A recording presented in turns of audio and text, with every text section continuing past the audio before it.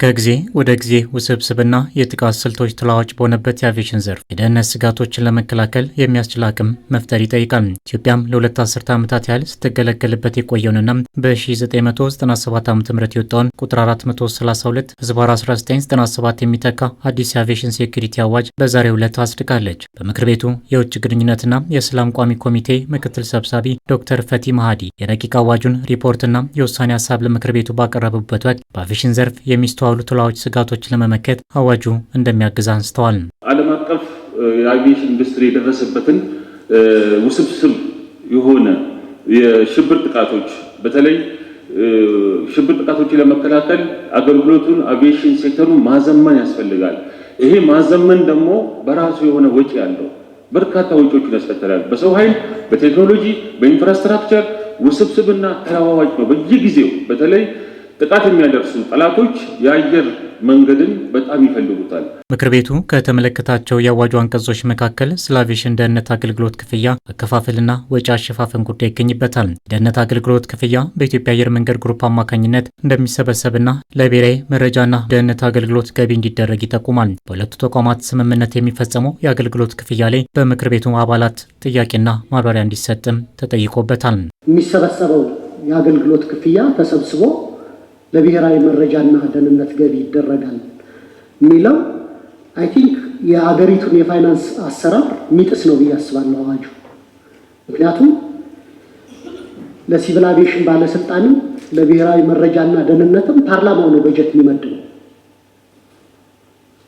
ፓርላማው በበጀት የሚያስተዳድራቸው የመንግስት ተቋማት ከሆኑ ደግሞ ማንኛውም የሚሰበሰብ የመንግስት ፋይናንስ በገንዘብ ሚኒስቴር በኩል ነው ቻናል መደረግ ያለበት መግባት ያለበት። አየር መንገድ አትራፊ ድርጅት ነው። የአፍሪካም የኢትዮጵያም ኩራታችን ነው።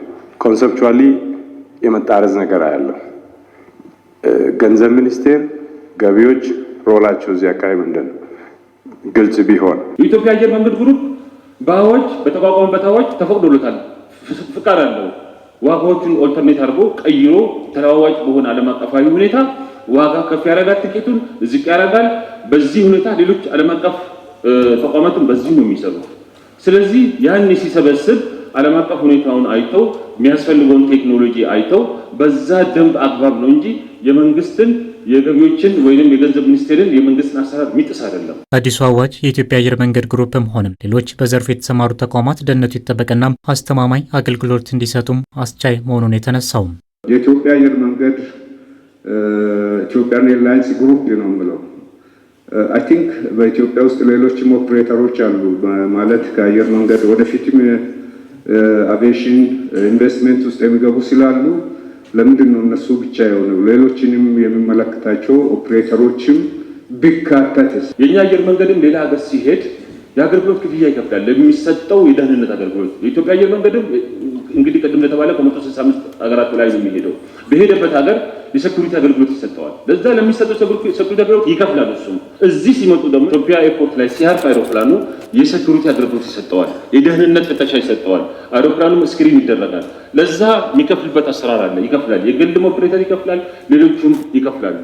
ለሀገር ውስጥ ተጓዦች የ30 ብርና ለዓለም አቀፍ ተጓዦች $1 የደህንነት አገልግሎት ክፍያ እንደሚሰበሰብ የውጭ ግንኙነትና የሰላም ጉዳዮች ቋሚ ኮሚቴ ምክትል ሰብሳቢ ዶክተር ፈቲ ማሃዲ አንስተዋል። ይህም አየር መንገዱ በዓለም አቀፍ ደረጃም እያሳየ ያለውን ስኬትና የመንገደኞች ደህንነት ተጠብቆ እንዲቀጥል ለማስቻል ያግዛል ነው ያሉት።